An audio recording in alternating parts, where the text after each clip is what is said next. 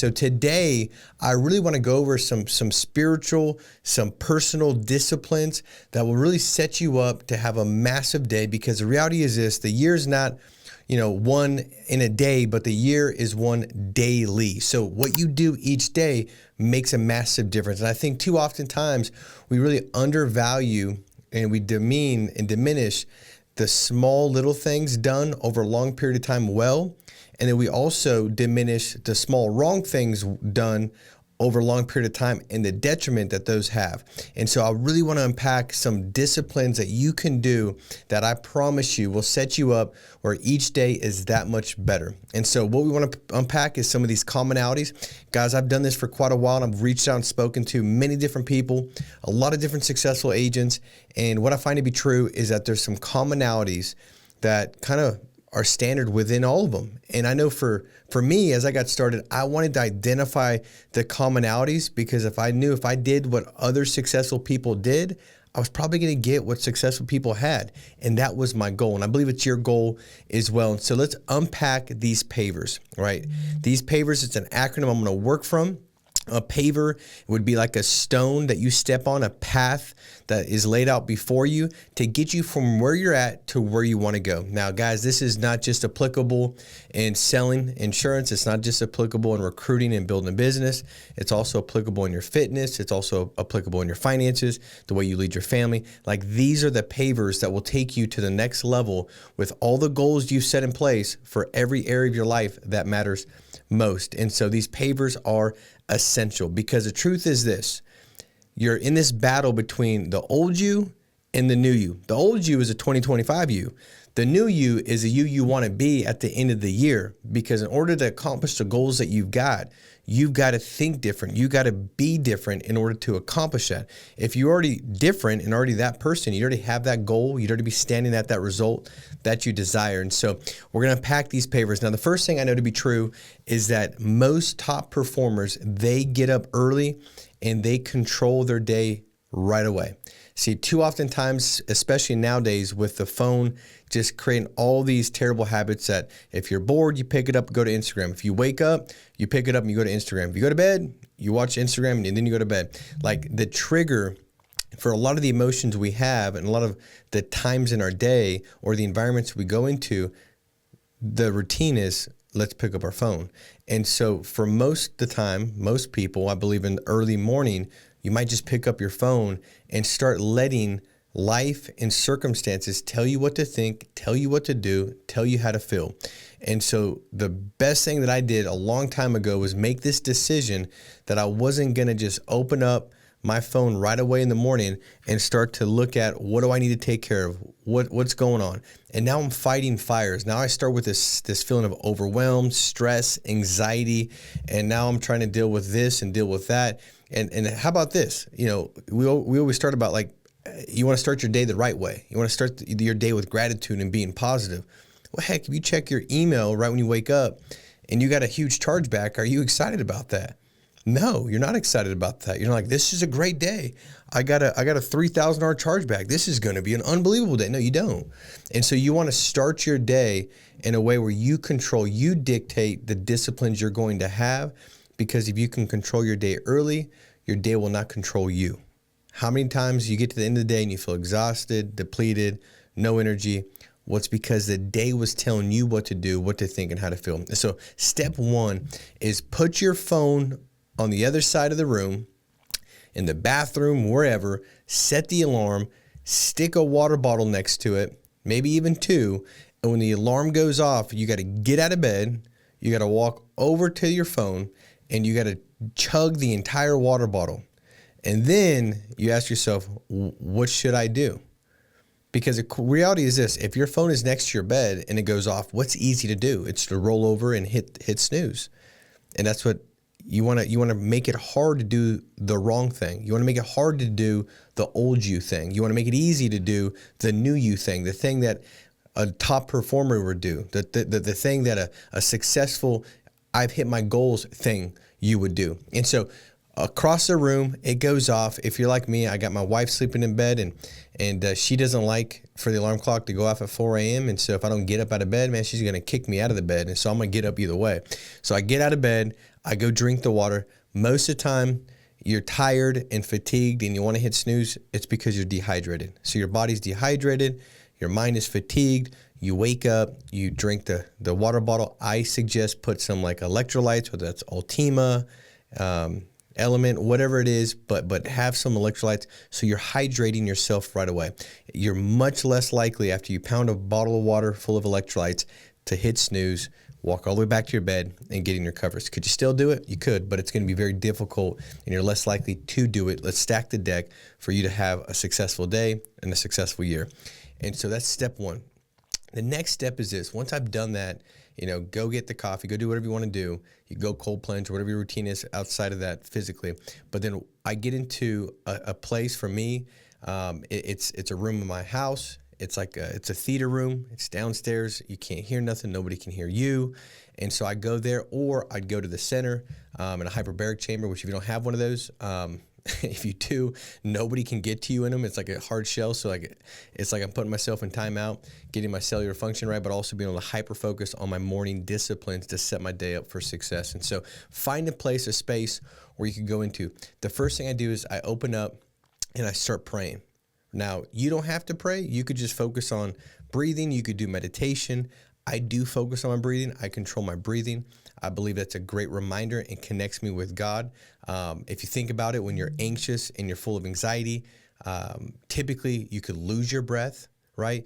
I believe anxiety is a great separator from the oneness that you've got with your Creator and God. And so my job is to make sure I release anxiety. A lot of times it's easy to focus on your breathing because you might start your day and you got a lot of things in your mind. You got a lot of things you got to tackle. Maybe your financial situation is not where it needs to be. And so you're focused on me. Man, I got to fix this. I got to make some money. Well, that's a bad place to be in, right? You're starting at a lack opposed to abundance. And you can't create an abundant life or an abundant result from a lack mindset. And so the first thing is I'm going to release anxiety. I'm going to release negative emotions. It could be doubt. It could be not feeling like you're good enough, feeling unqualified, feel like you're over your head, feel like you're overwhelmed, whatever that is. I got to release those feelings. And so I focus on breathing. That could be like 3 seconds of breath in your nose, 8 seconds of breath out your mouth, but just focus on your breathing. Once I do that, I enter into prayer. And like I said, if you're not a person of faith, you don't have to do that. It's just what I do. I'm a man of faith. You guys know that. I'm not trying to push it on you. You could do meditation. I just spend time in prayer, and I remind myself of who I am in Christ. I remind myself about what God says about me. And I feel like prayer helps you shift from the old you and reminds you of the new you and what God says about you. Because how many know that, the prior day, it could be the prior year, it could be 7 years ago. You might be still holding on to something that somebody said about you. And so in prayer, I let go of those things and I remind myself of what God says about me. And it's a difference maker. It changes everything. And so in prayer, I start to get a vision of that next level me. I start to get a vision of what God's called me to be, a vision of my purpose and my calling, because I believe that the greatest vision that you could have for your life is not a vision that you just have, it's a vision that God can give you. And so I spend time in quiet time, I can be reminded of the vision of where God has my family, has my finances, has my business, has my personal production.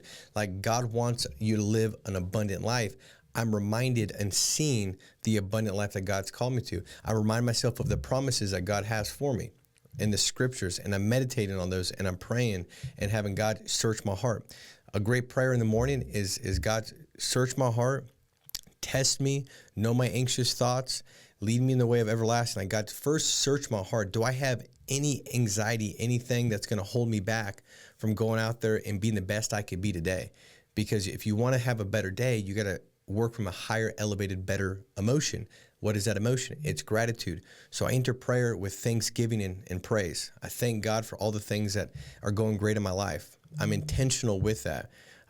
This is so important because I believe that you could have everything in the world and be so saying, hey, once I get here, I'll be so blessed, I'll be so excited. And then you get there and you're not. Why is that? Because gratitude is not just a feeling. Gratitude is a strategy. There's miserable people with things that you're like, if I had what they had, I'd be so happy. And they're miserable. Why? Because it's not a feeling. If they're always chasing the next thing, it's not a feeling, it's a strategy. So the strategy is let me focus on me being grateful for what I do have. God, thank you that I've got a business. You say, Paul, my business isn't growing. My personal sales isn't growing. Well, thank God that you're in a business, in a position where it can grow, that you have the opportunity and ability to get around good people, to learn and develop, and that even if it takes you a little bit of time, there's no shadow of a doubt that you're going to be successful, because anybody that's not given up eventually becomes a success story. I've never seen one that hasn't. I've never seen somebody that's been like, man, for 7 years, I've just been kind of getting by. Never. Like they continue to move forward and eventually they find success. So what are you grateful for? It could be in the breath in your lungs. It could be for your family. It could be for your friends. It could be, for the fact that you were born in America, whatever it is. What are you grateful for? So listing those things and really kind of embodying and feeling that sense of gratitude. I think it's also important to go back to different times in events that you really can feel grateful. I go do a couple of them, and I want to, build up my gratitude and appreciation for my wife, because the truth is my performance is closely tied to my appreciation. If I stop appreciating my wife, I'm not going to think about the things to serve her and really take myself out of it and love her the way I need to love her. If I don't appreciate my business, I'm going to take it for granted. I'm not going to do the disciplines. I'm going to compromise. I'm not going to realize that I got an unbelievable opportunity that I can't squander. So I've got to build appreciation for all the things in my life that I'm called to steward. And so that's an intentionality. So I sit back and I think about certain moments of myself and my wife, like together. I think about, the vacation we went to in Cabo, and a picture that I have, I pull it up on my phone and I look at it and I see her looking out into the abyss, and it just kind of fills me up with gratitude, just seeing her innocence and the fun and the playfulness, and just like a part of her character that I absolutely love.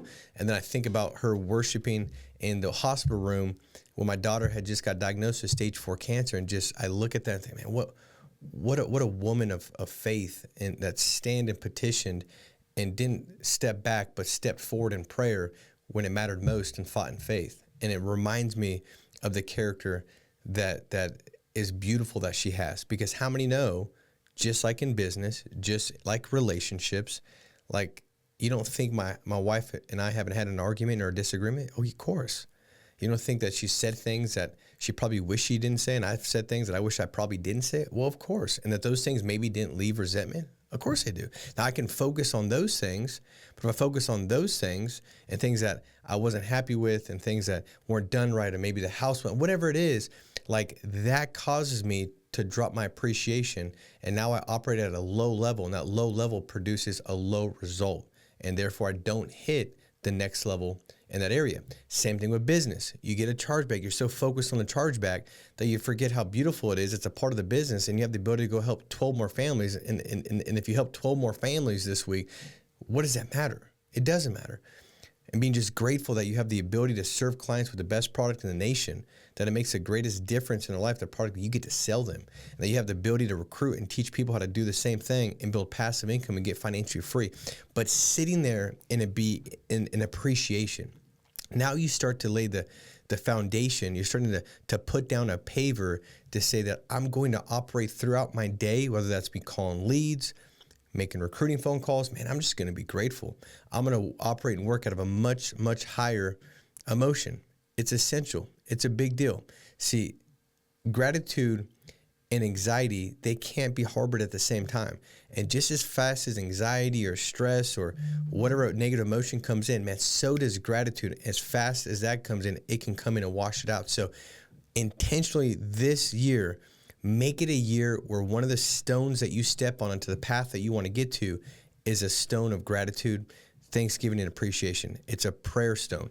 God, thank you. Now, like I said, if prayer is not for you, you can meditate and be grateful as you meditate. I also believe a part of gratitude is seeing the year, where you want to go, what you want to accomplish, seeing that with such clarity, you executing and getting to that place where maybe you want to say, Paul, I want to have $1 million in issue paid volume as a team. Well, visualizing what that looks like, how many leaders you have, what does their financial situation look like? Them talking to you about how it's changed their life and how it's transformed their family and their situation, what they're able to do financially, and seeing their agents coming on board and for the first time writing 20K, and the excitement, and you get to talk to them about how they did it, what it looked like. Visualize what that looks like and how it feels. See yourself making recruiting calls and doing the activity that you've already concluded is necessary through reverse engineering to actually hit your goal. Man, see yourself doing that activity and being grateful and executing and getting the result you want, and then having that feeling as if it's already happened. And so if you can start to have this imagination of what it's going to look like, you're going to start to have the feelings as if it's happened. So you're going to do the things and have the behavior in such a way to make sure there's alignment there. See, most people miss their goal because there's no alignment with their mind and with their body. Most of the time you're moved from your feelings and your emotions that are tied to your body. And so there's this disconnect. In my mind, I want to have great success. But my body's dictating what my mind is doing because I've not suppressed my body and said, no, I'm not going to listen to the anxiety. I'm going to renew my mind by the word of God, by promises, by visualizing where I want to go. And then I'm going to go out there and transform my life because I'm going to now step towards the vision that I've got. So prayer, gratitude, step one. Step two is affirmation. See, you have to speak to yourself, not listen to yourself. How many times have you heard that little voice in your head that's like, yeah, probably not you, probably not going to work, you're probably going to fail. What are they going to think when you fail? And that little voice is just sowing in little seeds of doubt. And that doubt, you start to think about it and you start to meditate on it and you start to think about it. And before you know it, that little voice just gave you a suggested thought, said just a phrase of like, man, you're not good enough. You're going to fail. And then you talk about it, you meditate and you ruminate on it. And before you know it, the voice that really wasn't yours, because you didn't discard it and choose to speak to yourself, you inclined your ear and listened to this voice of negativity. You call it the enemy, call whatever you want to call it. But before you know it, that voice through repetition has now become your voice. And now you can't tell the difference between your voice and that voice.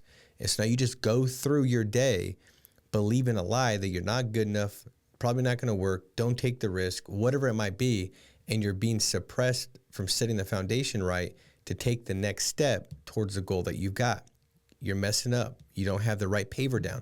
So affirmations is I'm going to pre-decide the person I need to become to hit that goal. If that person's a focused person, a disciplined person, and maybe you sit back and you've reflected upon 2025 and you say, last year I believe if I was more disciplined, if I was more focused, if I believed bigger, I think those are the three things that the person that would have hit my goals would have embodied. Those are the values, the characteristics they would have had. Well, guys, that's your affirmations. My affirmations every morning that I wake up is I'm a disciplined, focused person that takes big risk, that believes big, and is going to accomplish my goals for the year.